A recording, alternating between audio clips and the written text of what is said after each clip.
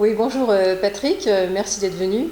Tu es connu sur le marché de l'immobilier comme étant le spécialiste de l'expertise, notamment dans le commerce. Et je pense qu'on peut rappeler un petit peu tes domaines d'activité. Donc, tu travailles effectivement en expertise sur les valeurs locatives, les valeurs vénales en cas de vente de mur, les fonds de commerce, l'estimation du droit au bail, les indemnités d'éviction. Est-ce que tu peux compléter et préciser un petit peu ces points-là? Mais en fait, moi je suis donc expert immobilier et j'interviens à la demande du tribunal quand il y a un contentieux entre un propriétaire et un locataire. Il faut savoir qu'en France, on a un système judiciaire qui est un système inquisitoire et non pas accusatoire comme dans les pays anglo-saxons, c'est-à-dire que c'est le juge qui va rechercher la vérité. Comme le juge n'est pas un technicien, il va faire appel à un expert qui est un technicien.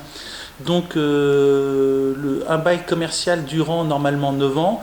Tous les 9 ans, le juge, quand il y a un contentieux, demande un avis à un expert, soit sur la valeur locative, soit sur l'indemnité d'éviction, sachant qu'en matière de valeur locative, il y a un préalable. Est-ce que oui ou non, on peut revaloriser le loyer en centre-ville?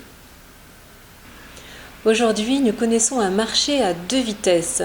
D'une part, des valeurs qui sont extrêmement fortes sur des emplacements dits numéro un, de premier ordre, et d'autre part, des valeurs qui s'effondrent, qui correspondent, elles, à des emplacements de second ordre. Qu'est-ce que tu peux nous en dire?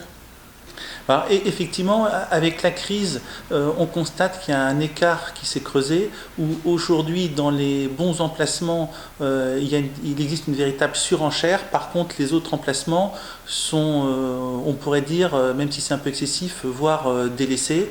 Les enseignes arbitrent, et en fait, elles ont trois types de boutiques. Les boutiques profitables, les boutiques à l'équilibre et les boutiques en En perte. perte. Il est évident qu'aujourd'hui, la crise ayant démarré en 2008, elles ne peuvent plus se permettre de garder leur boutique en perte, ce qui les conduit à arbitrer les emplacements moyens. Sur les bons emplacements, c'est vrai que c'est très surprenant de voir cette surenchère avec des prix qui explosent, non pas seulement à Paris, mais également dans les artères prime des villes de province. C'est ça. Enfin, oui, alors il y a une nuance entre les villes moyennes et les petites villes aussi, parce que c'est vrai que les centres-villes, comme on le disait avec Alain Boutigny l'autre jour, sont complètement délaissés. Là, à Paris, on connaît vraiment une inflation absolument extraordinaire sur trois pôles géographiques qui sont majoritairement la rue Saint-Honoré, Saint-Germain-des-Prés, le Marais, sans oublier évidemment les Champs-Élysées, qui est un petit peu un micro-marché. On a vu des explosions complètement incroyables cette année. On est passé à 18 000, voire 20 000 euros du mètre carré sur les champs. Nous sommes passés de 5 000 euros à 10 000 euros, voire 11 000 rue Saint-Honoré.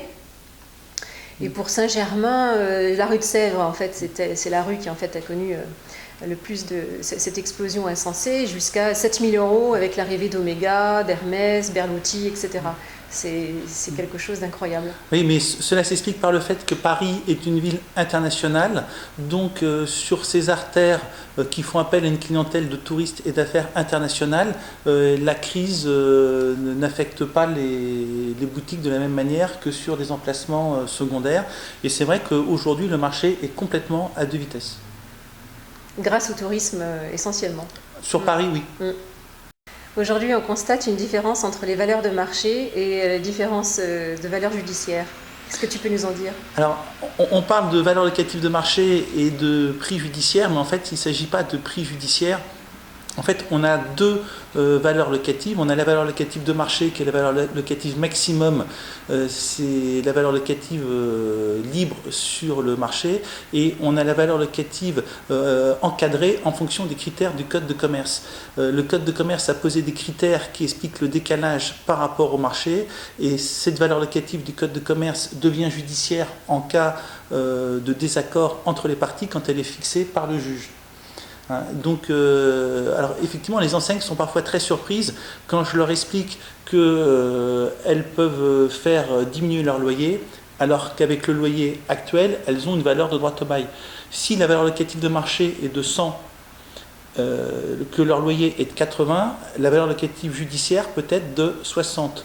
Comme le droit au bail, c'est la capitalisation de la différence, j'essaie de ne pas être trop technique, entre la valeur locative de marché et le loyer, 80, 100 moins 80, c'est un écart plus faible que 100 moins 60.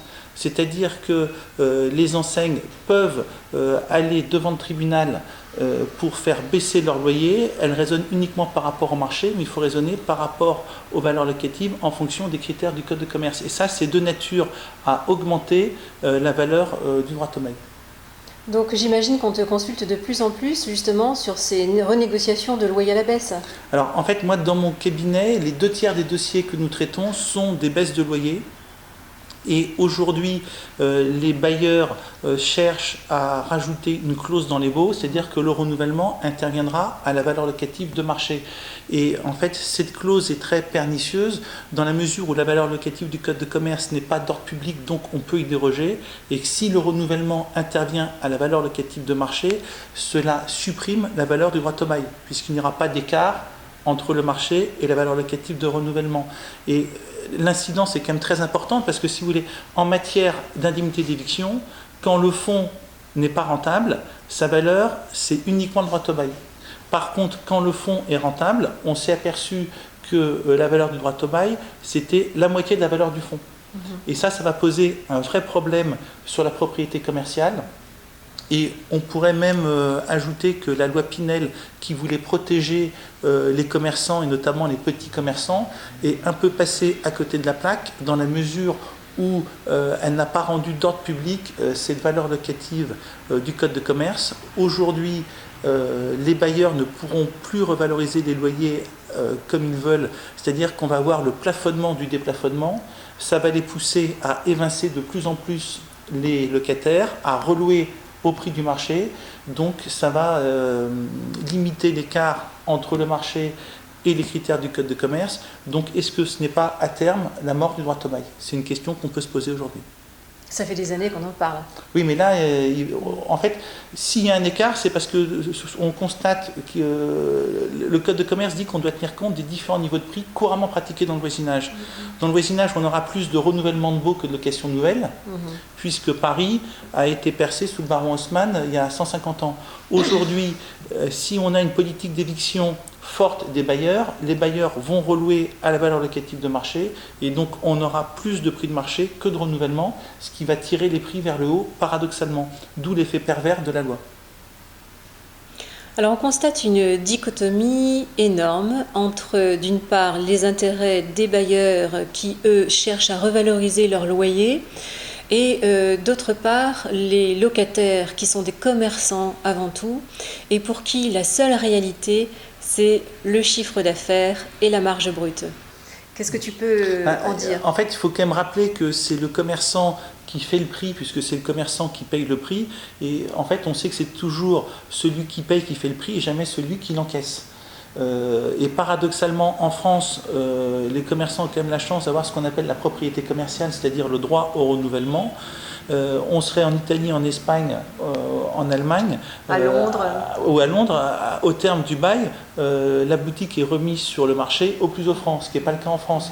Et en plus en France, je l'ai expliqué tout à l'heure, non seulement le locataire a le droit au renouvellement, mais le locataire a le droit au renouvellement avec un loyer inférieur au marché, puisque le Code de commerce a posé des critères de la valeur locative qui font que mécaniquement, par la prise en compte des différents niveaux de prix couramment pratiqués dans le voisinage, les loyers sont renouvelés à un prix inférieur au marché.